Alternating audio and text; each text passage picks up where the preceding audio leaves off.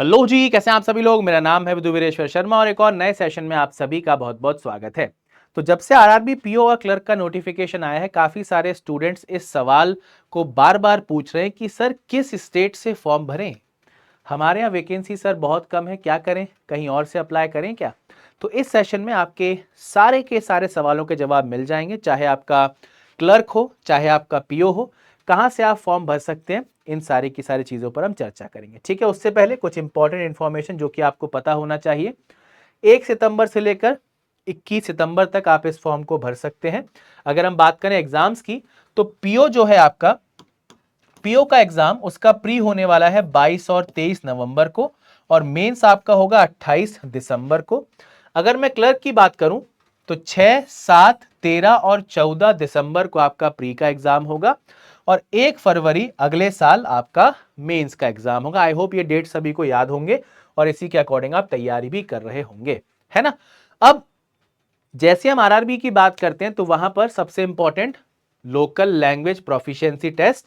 अब इसके बारे में थोड़ा आपको पता होना चाहिए, और ये बाकी जो आपके एग्जाम्स होते हैं वहां से डिफरेंट क्यों होता है ये आप देखो।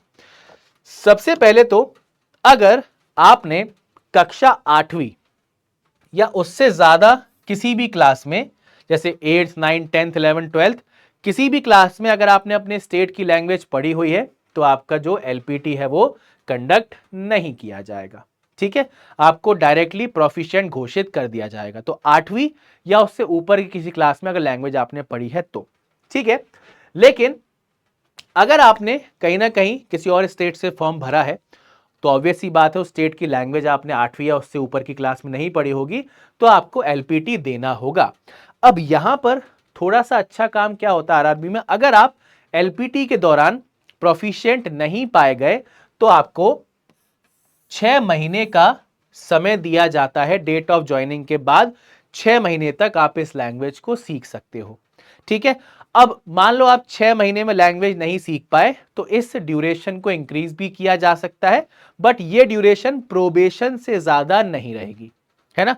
जैसे बाकी सारे एग्जाम में मैंडेटरी था, अगर आप प्रोफिशिएंट घोषित नहीं होगे तो आपको रिजेक्ट कर दिया जाता था, बट यहां पर आपको 6 महीने का समय दिया जाएगा लैंग्वेज सीखने के लिए। आप इस बात को नोटिफिकेशन में भी पढ़ सकते हो, तो ये थोड़ा सा एडेड एडवांटेज है। क्लियर है। अब चलते हैं हमारी वैकेंसीज पर। तो अगर मैं बात करूं ये आपकी पीओ की वैकेंसीज हैं। अब किसी भी स्टेट की वैकेंसीज तो आपको देखनी है, बट उसी के साथ स्टेट में लैंग्वेज क्या बोली जाती है ये भी आपको ध्यान से देखना है। अब जैसे फॉर एग्जांपल यहां पर आपके पास 3 अलग अलग लैंग्वेज लिखी हैं। इसका मतलब ये नहीं कि आपको तीनों लैंग्वेज में प्रोफिशिएंट होना है। इनमें से किसी एक लैंग्वेज में अगर आप प्रोफिशिएंट हैं तो आपका एलपीटी क्लियर है, या फिर इनमें से कोई एक लैंग्वेज अगर आपने स्कूल में पढ़ी है तो आपका एलपीटी क्लियर है। I hope this is clear. बात आई समझ में। तो यही चीज आपको थोड़ी सी ध्यान रखनी है। ठीक है, तो अगर मैं पीओ की वैकेंसीज की बात करूं तो सबसे हाईएस्ट वैकेंसी वाले स्टेट हमारे कौन से हैं भाई। कर्नाटका, जहां कन्नड़ा बोल दी जाती है। राजस्थान, हिंदी बोली जाती है। उत्तर प्रदेश में अगर बात करें, हिंदी या उर्दू में से कोई एक लैंग्वेज अगर आपको आती है तो आप यहां से अप्लाई कर सकते हैं। मध्य प्रदेश में 301 हिंदी, और गुजरात में आपका 263 यानी कि गुजराती। अब देखो भाई, अगर आप किसी हिंदी भाषी प्रदेश से हो और आपके स्टेट में 250-300 के आसपास वैकेंसी है, तो मैं आपको सजेस्ट करूंगा अपने स्टेट से बाहर जाने की आवश्यकता नहीं है। ठीक ठाक वैकेंसी आपके स्टेट में है। लेकिन अगर आपके स्टेट में 200 या उससे कम वैकेंसी है, या बहुत ज्यादा ही कम वैकेंसी है, और आप हिंदी में प्रोफिशिएंट हैं, तो आप राजस्थान, उत्तर प्रदेश या मध्य प्रदेश को टारगेट कर सकते हो। ठीक है ना। अब यहां पे एक और चीज देखने वाली है, जैसे आंध्र प्रदेश में आप देखो एक भी वैकेंसी यहां पर हमें देखने को नहीं मिल रही है ना, 0 वैकेंसी है, और लैंग्वेज क्या मांगी है, तेलुगु। तो ये स्टूडेंट क्या करे, क्या ये स्टूडेंट फॉर्म नहीं भर सकते, बिल्कुल भर सकते हैं। अगर आप बात करो तेलंगाना हमारे पास है, तेलंगाना में आप तेलुगु लैंग्वेज का इस्तेमाल करके 225 वैकेंसी के लिए फाइट कर सकते हो। ठीक है, तो लैंग्वेज एक बार आप देख लो, अगर आपको कंपैटिबल लैंग्वेज कहीं भी मिल रही है तो बढ़िया तरीके से आप काम कर सकते। जैसे पंजाब में अगर हम बात करें, पंजाब में सिर्फ 70 वैकेंसी है, ये तो बड़ी गड़बड़ वाली बात है। तो पंजाब में अगर आपने कहीं हिंदी पढ़ी है स्कूल में, बहुत अच्छी बात है। अगर नहीं भी पढ़ी तो आई थिंक हिंदी लिखना पढ़ना बोलना आपको आता होगा या आप सीख सकते हो, तो आप इन किसी भी राज्यों से अप्लाई कर सकते हो जो मैंने आपको ऑलरेडी बता रखे हैं। ठीक है, तो इस तरीके से आप अल्टरनेट चेक करोगे। जैसे मैंने यहां पर लोएस्ट वैकेंसी वाले स्टेट भी लिखे हुए हैं, है ना, मैंने आपको ऑलरेडी इसका बता दिया। अगर आप आंध्र प्रदेश से हैं तो आप तेलंगाना से फॉर्म भर सकते हैं बहुत ही आसानी से, किसी प्रकार की कोई दिक्कत कोई परेशानी वाली बात नहीं है। ठीक है, अगर आप हिमाचल से हैं, अगेन हिंदी लैंग्वेज वहां पर मांगी है, तो हिंदी में आप आराम से किसी भी स्टेट में अप्लाई कर सकते हो। हरियाणा सेम जो मैंने आपको स्टेट बताए थे वहां से आप चेक कर सकते हो। अब वेस्ट बंगाल में कहानी थोड़ी सी गड़बड़ है, 50 यहां पर वैकेंसी निकल के आ रही हैं, तो इसमें भी आप थोड़ी सी कहानी क्या कर सकते हो, जो हिंदी भाषी राज्य हैं वहां से आप कहीं ना कहीं फॉर्म भर सकते हो, क्योंकि 6 महीने का समय आपको मिलने वाला है और थोड़ी बहुत हिंदी आई थिंक आप लोग बोल ही सकते होगे, तो उसके अकॉर्डिंग आप एलपीटी में जा सकते हो। ठीक है, अगेन पंजाबी के बारे में आपको बता ही चुका हूं, पंजाबी और हिंदी थोड़ा बहुत लगभग सिमिलर आपका हिसाब किताब रहता है, तो आप किसी भी हिंदी भाषी राज्य से अप्लाई कर सकते हैं। ठीक है भाई, तो आई होप सभी को ये कहानी समझ में आई होगी कि पीओ की जो आपकी वैकेंसीज है वहां पर आपके लिए अल्टरनेट स्टेट्स क्या हो सकते हैं और कहां कहां से आप अप्लाई कर सकते हैं। I hope this is clear, है ना। अब हम चलते हैं क्लर्क के ऊपर, और क्लर्क में क्या क्या हमारे पास वैकेंसी का काउंट है ये हम चेक करते हैं। ठीक है, तो क्लर्क में अगर हम देखें, अगेन यहां पर देखो वैकेंसीज का काउंट काफी अच्छा खासा था, है ना, कोई यहां पर दिक्कत हमें देखने को नहीं मिल रही थी। तो यहां पर अगर मैं बात करूं, हाईएस्ट वैकेंसीज अगर आप देखोगे तो वो आपकी उत्तर प्रदेश में है, और राजस्थान में माय बैड 1725, जिसमें आपका लैंग्वेज है हिंदी।